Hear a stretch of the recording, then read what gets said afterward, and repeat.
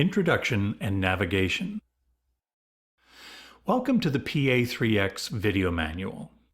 Korg is well known for creating the most successful and respected arranger keyboards ever made. Used by tens of thousands of music professionals in countries around the world, Korg arrangers have thrilled audiences and delighted players everywhere. The PA3X honors this tradition by bringing together unbeatable professional sound quality and innovative, intuitive features into an instrument designed to help you perform and create music like never before. In this hour-long video, we'll cover the main functions of your PA3X. There's a lot to cover, so each exercise will be brief, but it should be enough to get you started. We recommend that you follow the video all the way through the first time, pausing when necessary. Then later, go back to specific chapters. For more detailed information, the PDF manuals on the accessory disc that came with your PA3X can help you dig deeper. If possible, have a microphone ready on a mic stand or a boom stand to do the exercises in the vocal section of the video, and a USB memory device such as a pen drive with at least 2 standard MIDI files, a karaoke MIDI file, and an MP3 file on it for the song play section. Don't worry if you don't have all these things right now. You can always come back to those particular sections again later if you want, when you do have them. By the way, there are 2 models of PA3X, a 61 key and a 76 key version. There are also localized versions such as the PA3X Musicant.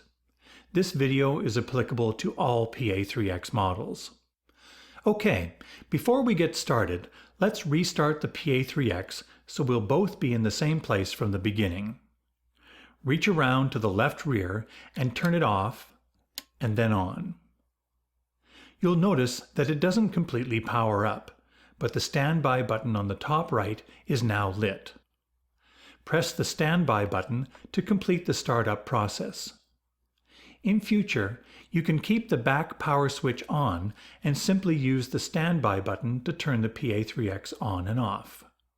That way the internal battery will be kept charged.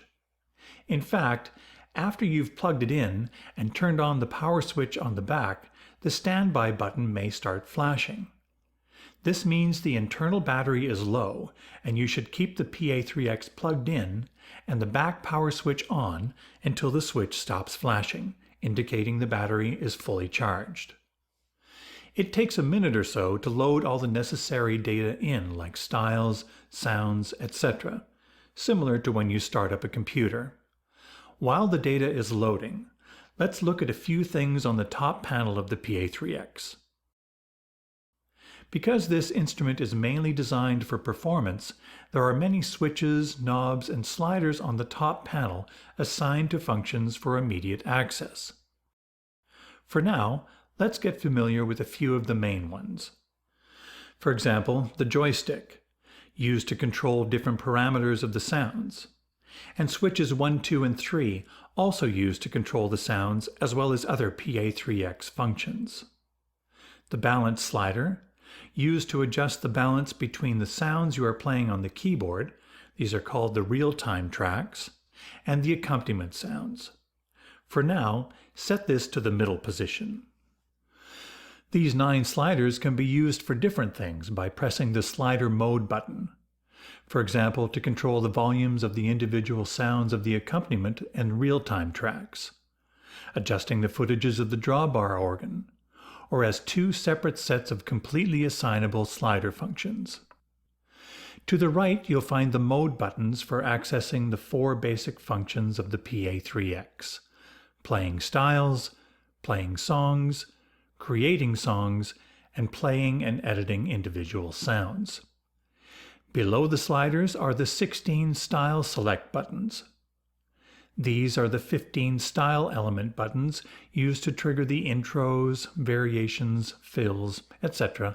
of each style. The button for starting and stopping the styles. Songbook, a special feature for organizing songs and styles for your performance. These are the separate transport controls for the dual song player and the slider for crossfading from one song to the other. For now, set this to the left. These buttons are used to easily select, mute, and unmute the real-time tracks.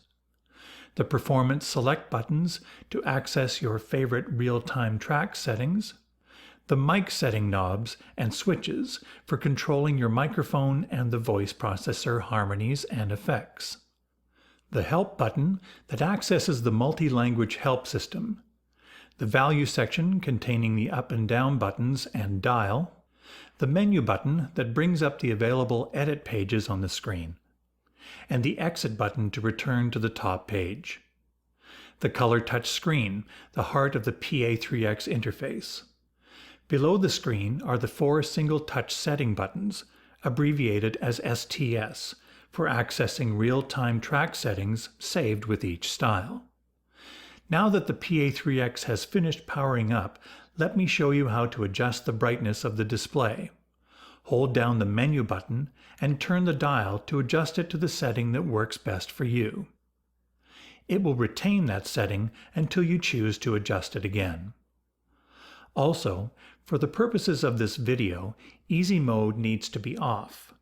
Easy Mode reduces the amount of displayed parameters, making a simpler and easier interface. Very useful at times, but for this video it needs to be off.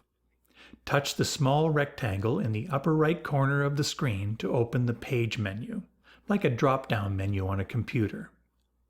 If Easy Mode has a check mark to the left of it, then touch Easy Mode to turn it off. If there is no check mark, then just touch outside the Page menu. Your screen should look like this.